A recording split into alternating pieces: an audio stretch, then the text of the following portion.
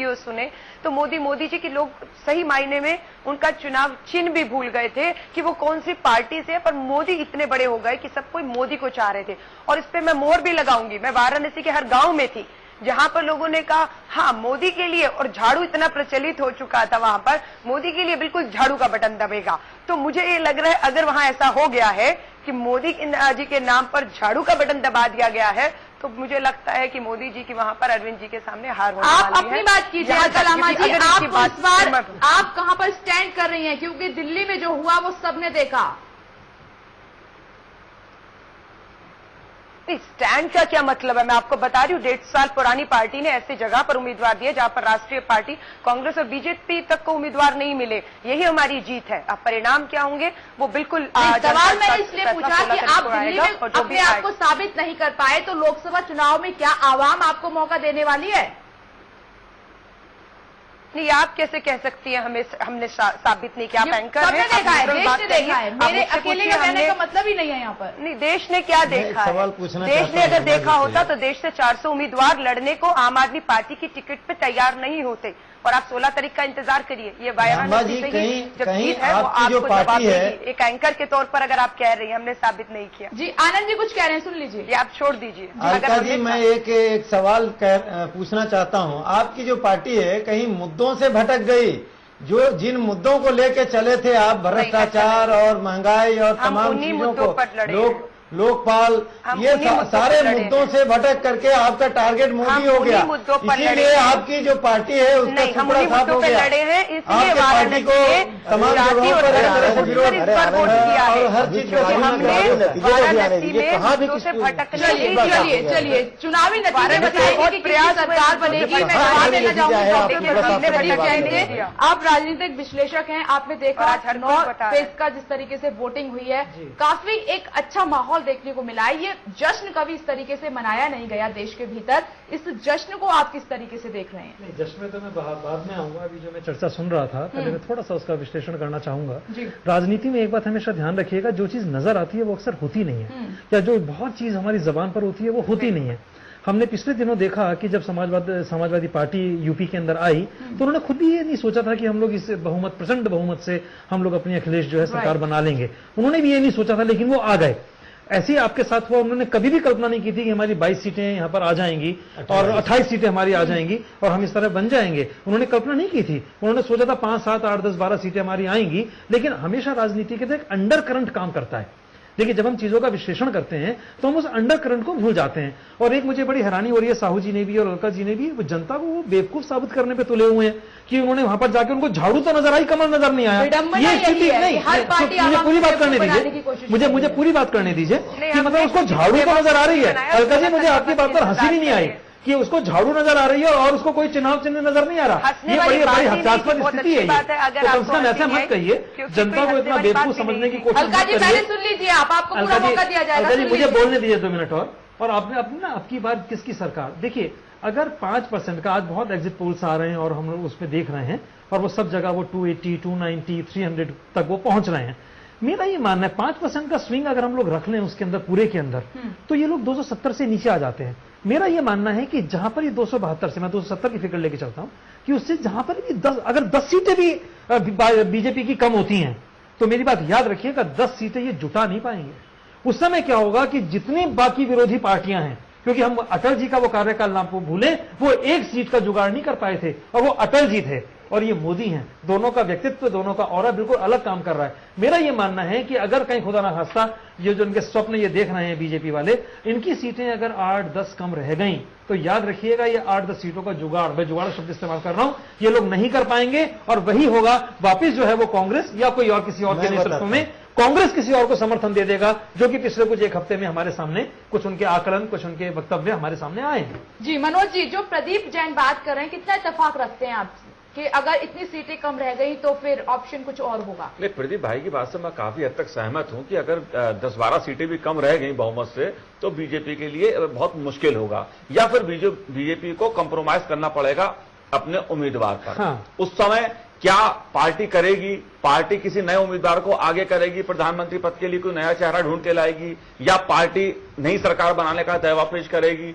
कई तरह की अभी 16 तारीख के बाद चिंतन मंथन की बैठकें शुरू होने वाली हैं, परिणाम के बाद जो होंगी।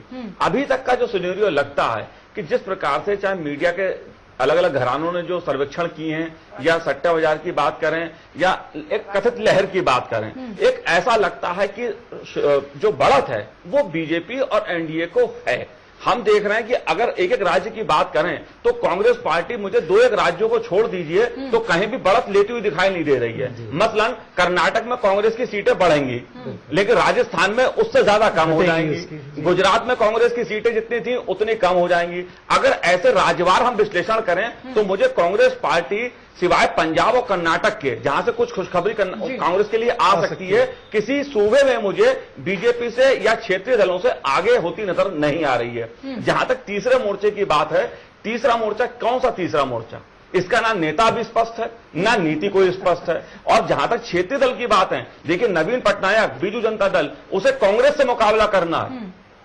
अन्ना द्रमुक या डीएमके, उन लोगों को कांग्रेस से मुकाबला करना होता है। वो अब राष्ट्रीय स्तर पे वो दोनों दल अपने हिसाब से तय करते हैं कि हम बीजेपी के साथ जाएं या कांग्रेस के साथ जाएं। डीएमके वाले भी बीजेपी के साथ जा चुके हैं और जयललिता भी डीएमके के साथ जा चुकी हैं। इसलिए क्षेत्रीय दलों की जो राजनीति है वो अपनी अलग जगह है। उसमें टीडीपी है, जगन क्या इसमें स्टैंड लेंगे भविष्य में, ये भी देखने वाली बात होगी। टीआरएस ने चुनाव परिणाम आने से पहले ही गठबंधन कांग्रेस के साथ छोड़ दिया, तो ममता बनर्जी क्या करेंगी, मायावती क्या करेंगी। ये ऐसे फैक्टर हैं कि अभी हमें थोड़ा सा इंतजार करने की जरूरत है। मैं सिर्फ 2 लाइन इस बारे में कहना चाहूंगा। क्षेत्रीय दल की मनोज भाई ने भी बात की, बहुत अच्छी बात की।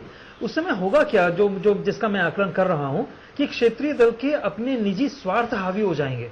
जयललिता ये सोचेंगे कि मेरे राज्य को क्या मिल रहा है, मुलायम सिंह यादव ये सोचेंगे कि मुझे क्या मिल रहा है, ममता ये सोचेंगे कि मुझे क्या मिल रहा है, पटनायक ये सोचेंगे कि मुझे क्या मिल रहा है। तो ऐसी स्थितियों में बहुत ज्यादा जो जिसकी संभावना मुझे लग रही है कि मापतोल होगी और ये कहा जाएगा कि मोदी की जगह, जैसे कि मनोज भाई ने कहा, किसी और को, मैं नाम यहां पर लेना नहीं चाहता, लेकिन अडवाणी जी का नाम मेरी जबान पर आते आते रुक रहा है कि अडवाणी जी या किसी और के पीछे ये लोग सब इकट्ठे हो जाएंगे, लेकिन मोदी को ये आगे नहीं आने दिया जाएगा। ऐसी संभावना मुझे लगती है। ये बात विपक्षी पार्टियां भी ये सवाल बार बार उठा रही। मैं आपके पास आऊंगी आनंद जी। यूसुफ जी, आपने देखा, सभी को सुना, और अब तकरीबन ये वोटिंग समाप्त हो चुकी है। 9 चरण में चुनाव तक खत्म हो चुका है।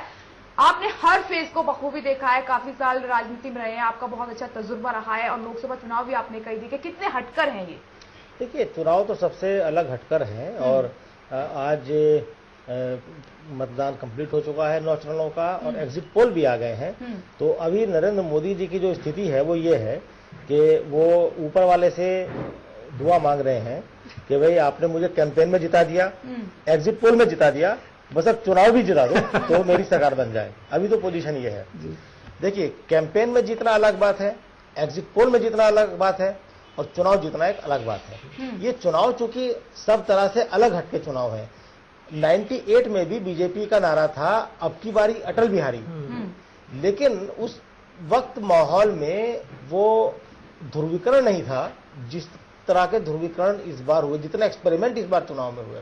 सबसे पहले डेवलपमेंट का मुद्दा लाया गया कि साहब गुजरात मॉडल, ये मॉडल, वो मॉडल, हम ये करेंगे वो करेंगे। उसके बाद देखा कि डेवलपमेंट का मुद्दा नहीं चला तो फिर आपने पोलराइज किया, पाकिस्तान भेज देंगे, ये कर देंगे, वो कर देंगे, बोटी बोटी कर देंगे, है ना। कारगिल हमने जीता, ये किया, ये सब आलतू फालतू चीजें हुई। उसके बाद आखिरकार आते आते जात बिरादरी पर बात आ गई, ऊंच नीच पर बात आ गई।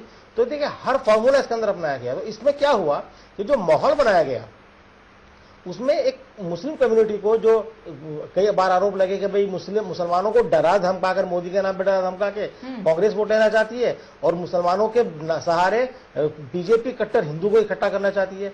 तो उसमें एक फैक्टर हुआ कि भाई मुस्लिम कम्युनिटी में लार्जली ये देखा गया कि भाई बीजेपी को कौन कैंडिडेट हराएगा हम उसको वोट देंगे, और ऐसा इसे कहते हैं टैक्टिकल वोटिंग। इसी टैक्टिकल वोटिंग की वजह से 1999 में बीजेपी उत्तर प्रदेश में 57 सीट से खिसककर 29 सीट पर आ गई थी। तो अगर ये टैक्टिकल वोटिंग का ताव चल गया होगा तो यूपी और बिहार में बीजेपी धराशायी हो जाएगी। मतलब धराशायी होने का मतलब ये है, यूपी और बिहार की दोनों की सीटें मिला के 120 बैठती हैं। बीजेपी का टारगेट था कम से कम इन दोनों स्टेट से 80 से 90 सीटें जीतना। अगर बीजेपी 80-90 सीटें इन दोनों स्टेट में नहीं जीत रही है, अगर यूपी में बीजेपी 50 नहीं पहुंच रही है और बिहार में 20 नहीं पहुंच रही है, तो आप मान के चलिए कि केंद्र में नरेंद्र मोदी प्राइम मिनिस्टर नहीं बनते, मुश्किलें खड़ी हो जाएंगी। 3 सिनेरियो है इस वक्त बीजेपी के सामने। नंबर 1 कि बीजेपी को जैसे कि एग्जिट पोल आ रहे हैं, हवा बता रही है, सुनामी चल रही है, लोग कह रहे हैं, आनंद जी भी हमारे कह रहे थे, उनसे पहले मित्र आए थे, बोले साहब सुनामी चल रही है। तो अगर सुनामी वाकई चल रही है तो फिर तो 300 प्लस और नरेंद्र मोदी प्रधानमंत्री बन जाएंगे, इसको कोई बात ही नहीं, अब की बार मोदी सरकार। लेकिन अगर सुनामी नहीं चल रही है तब क्या होगा? तब क्या होगा? तो अगर सुनामी नहीं, मैं आऊंगी आपके पास आनंद जी। सबसे पहले छोटी सी प्रतिक्रिया देखिए भूपेश, एक मिनट। नरेंद्र मोदी ने पिछले 15 दिन में क्षेत्रीय दलों के पर हमले करके अपने रिश्ते इस कदर खराब कर लिए हैं, इस कदर खराब कर लिए हैं कि ममता, जया और ये मायावती ये किसी कीमत पर उन्हें समर्थन देने को राजी नहीं होंगी, किसी कीमत पर साथ नहीं आएंगी। ऐसे में बीजेपी क्या करेगी? हाल 1996 वाला हो सकता है कि सत्ता के कगार पे है लेकिन अनटचेबल हो गए पॉलिटिक्स में नरेंद्र मोदी के नाम पे। और आज बीजेपी नरेंद्र मोदी के नाम पर इतनी आगे जा चुकी है कि नरेंद्र मोदी के अलावा किसी और के बारे में बीजेपी सोच नहीं सकती, संघ परिवार सोच नहीं सकता। नरेंद्र मोदी ने अपने मैनेजमेंट का इस्तेमाल करके, अपने रिसोर्सेज का इस्तेमाल करके अपने आप को इतना बड़ा बना दिया है कि उसके सामने बीजेपी और आरएसएस बौरे साबित हो गए हैं। चलिए एक छोटी सी प्रतिक्रिया मैं अलका लामा जी से ले लेती हूँ कि उनको जाना है। अलका लामा जी, जिस तरीके से आपने देखा आपकी पार्टी ने दिल्ली में कमाल किया और आपको बाकायदा सपोर्ट मिला लोगों का, लेकिन उसके बाद विश्वास उठ गया आपकी पार्टी से और भगोड़ा शब्द का इस्तेमाल हुआ है कि जी आम आदमी पार्टी तो भगोड़ा है, क्योंकि जिस तरीके से वादे किए गए लेकिन उन पर खरी नहीं उतरी, तो लोकसभा चुनाव में क्या होगा? तो लोगों को तो विश्वास है नहीं, तो फिर आप उतरे क्यों इन चुनावों में? ये भगोड़ा शब्द आपका है, ये मेरा नहीं है, ये लोगों का है, भाजपा कांग्रेस का? पहले ये बता अलका जी, ये लोगों का है, ये लोगों का है, भाजपा और कांग्रेस के लोगों का है। नहीं, आप उन लोगों में शामिल हैं? मैं शामिल नहीं हूँ, मैं जो आवाम ने बोला है, जो सबको दिखा है, मैं तो फिर ये फिर नहीं जी। ये भगोड़ा शब्द और ये भाषा आपने बोलने का मौका दिया है, ये हमारा शब्द नहीं है, आप लोगों ने बोलने का मौका दिया है लोगों को।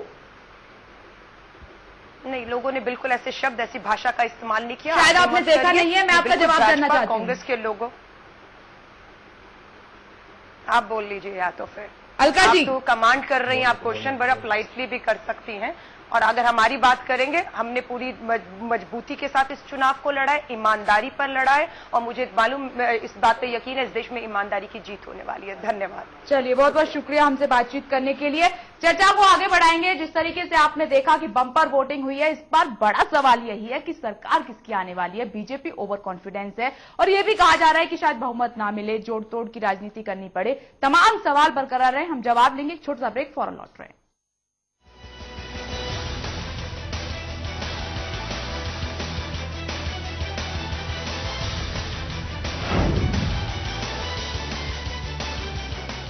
डॉक्टर ऑर्थो इतना असरदार कि अब दर्द भी घुटने टेकेगा।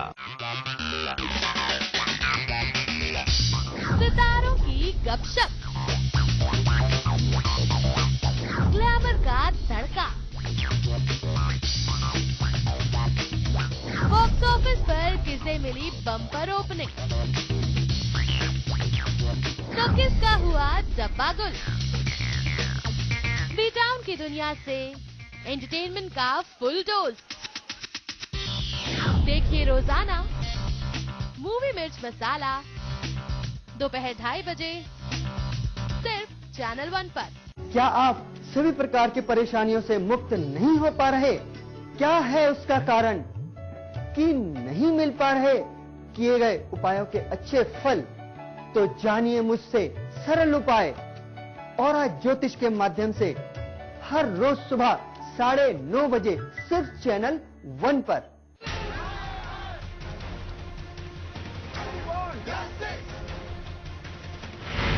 जब देश में हो बदलाव की बयान, जब कटघरे में हो सरकार,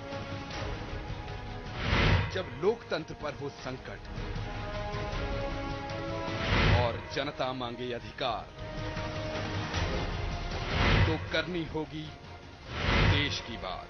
देखिए रविवार शाम 7 बजे और रात 10:30 बजे सिर्फ चैनल 1 पर।